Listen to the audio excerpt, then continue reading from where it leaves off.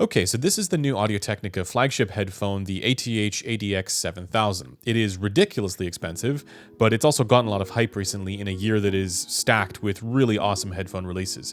So in today's video, we're going to check it out and see if it lives up to its flagship price tag. Alright, so if you're wondering where this unit is from, this is the same unit that was reviewed by Griffin in his review that's posted up on headphones.com.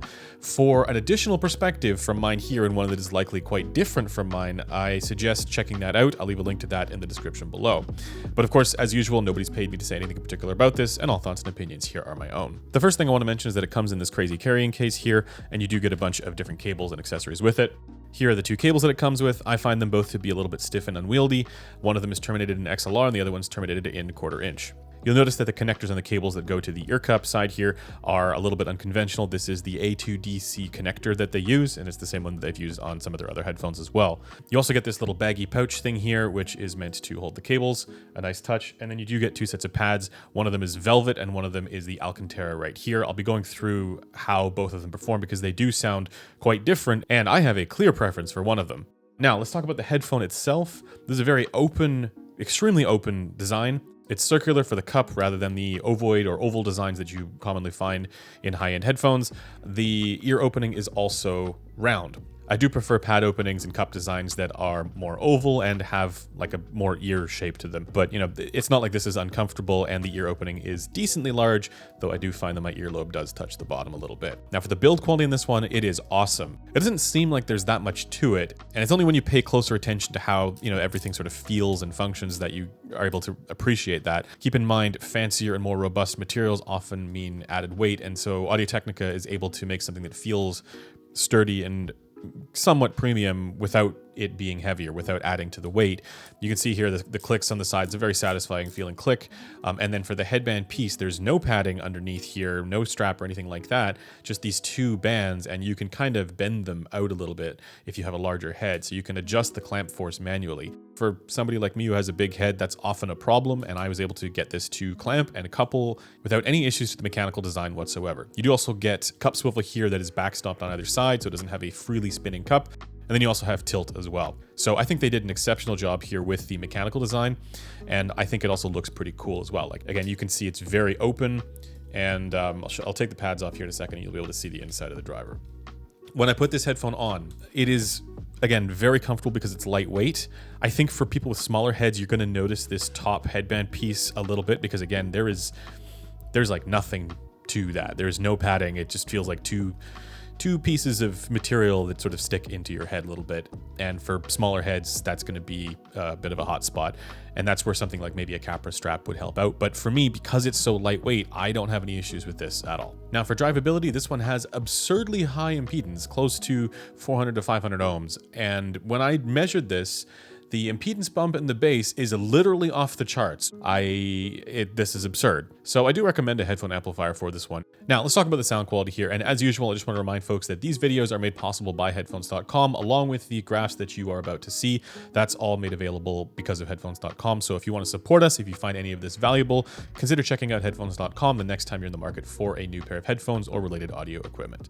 But I want to get into my subjective impressions now because, shockingly, I had a strong preference for the weirder measuring pad. So the Alcantara pad right here. For folks unaware, I always do subjective listening first before I do any measuring, and I've actually been live streaming that whole process in the members streams, which we've just started up. So if you want to see more of that, that's available if you would like. But what I noticed is that with my initial subjective listening before having done any of the measurements, it was okay for my earlier tracks, and then it was when I started to get to tracks that were more intense and upbeat and busy where things started to sound very strange and really not so great with the velvet pads.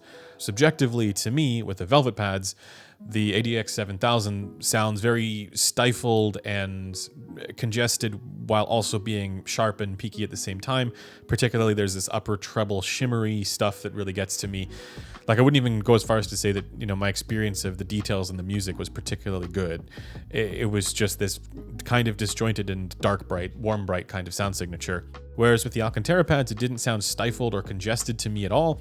It just sounded a little bit timbrally strange. It almost sounded more like a planar to me than a dynamic driver headphone. But with that said, this is the one that was able to handle a lot more of my music, which is kind of the opposite of what I would have expected when looking just at the measurements. Now, despite the fact that I have a clear preference for the Alcantara pad, I did not like the way the bass is handled on the Alcantara pad. It sounded like it had a little bit more of a bloom kind of character, like a woolly kind of presence to it. Just that the treble was a lot more balanced for me with the Alcantara pad, despite being a little bit more sibilant as well. And overall, I found that whenever there was like an upright double bass playing from certain jazz tracks that I like, that did not sound good in the bass on the Alcantara pads. It sounded actually better on the Velvet pads. So I'm showing you guys here the data done on the B&K 5128, and I also did measure this on the Gross with the KB5000 pinna for those who are interested in all that nerdy stuff. But let's focus on the B&K 5128 data first. This is with the Velvet pads, and I would characterize the sound signature here as kind of like a warm, bright sound signature. And that might be counterintuitive, but if you think about it like this, there's a lot of warmth and bloom to the low mids and upper bass. And it does sound, satisfying in the bass, but then there are also some peaks and dips throughout the treble. The mid-range here is mostly pretty good on its own, but I find it's kind of overshadowed by the excessive upper bass and then various features that really stand out in the treble as well. So you don't really hear as much of the mid-range clarity as I think would be ideal. Now, moving over to the Gross data here, things look pretty similar. Again, it's just that some of these features are in slightly different spots, particularly in the treble. But overall, the main feature that I want to draw your attention to is the sort of dip, peak, dip section that you get in the mid treble. And that's the thing that to me comes across the most strange with these pads. But then I moved over to the Alcantara pads, which are these ones here. Now, these pads make the sound more W-shaped, or it's V-shaped with a little bit of contouring there in the mids as well. So it emphasizes the bass and the treble, and then there's a mid-range feature that gets brought forward as well. So here you can see the differences between the two pads on the B&K 5128. But for the most part, the features in the treble looks in similar spots, just that there's more of it, and then you can see there's more bass going on here as well. And then on the Gross ear, things are, again, mostly similar, just that you notice there are some differences in the treble, in that sort of mid-treble band.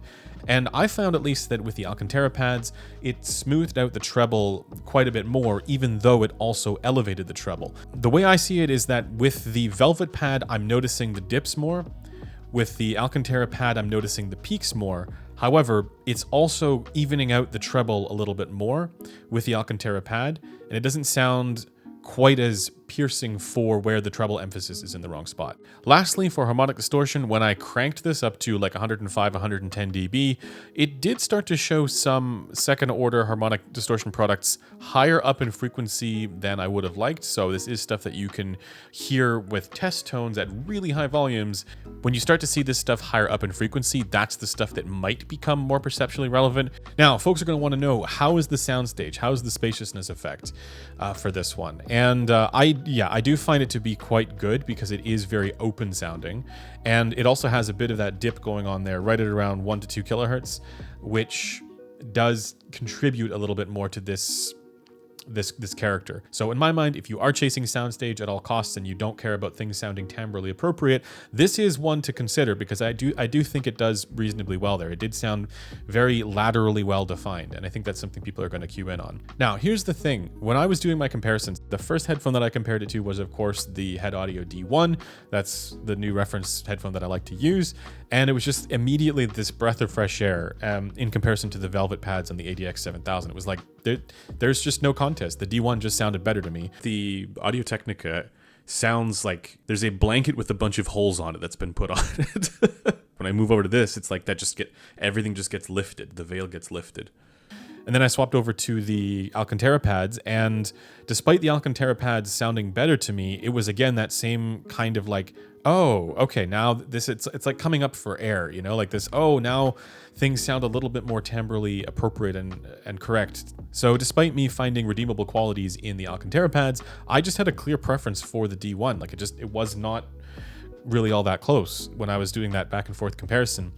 Then I also decided to compare it against the Sennheiser HD800S. The HD800S does the spaciousness effect thing a little bit more even, and while I personally get some treble peaks in the HD800S similar to how it measures, like I get the shrillness, the HD800S still sounded more effortless and incisive and nimble, and I just found it to be a better balance overall of the sound signature, of the frequency response. And then, most recently, I've been comparing it against the Austrian Audio Composer. I found basically the same thing with the Austrian Audio Composer. Like, it's just more clear overall and more evenly balanced. And I also found it to do a better job at the spaciousness effect. So the issue for me with the ADX7000 isn't so much that there isn't something to like here. I think there are things that are interesting, and for a sound signature or flagship headphone that aims for a little bit more of an esoteric sound signature, this is coloration that is sometimes tasteful, sometimes not. And unfortunately, when I was comparing it against all these different headphones that I have here, it's just not as good. Like if I owned this headphone and used it with the Alcantara pads, I wouldn't be unhappy with the sound.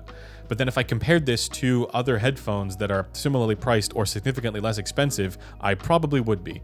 That's kind of where I'm at with it. So in conclusion, while I can see somebody enjoying certain things about this headphone, like the openness, like the spaciousness effect and all those sorts of things, to me, it just doesn't land. Like there are things that even I enjoy about this, particularly with these more like colored esoteric kind of sounding pads that do that coloration effect in a mostly tasteful way.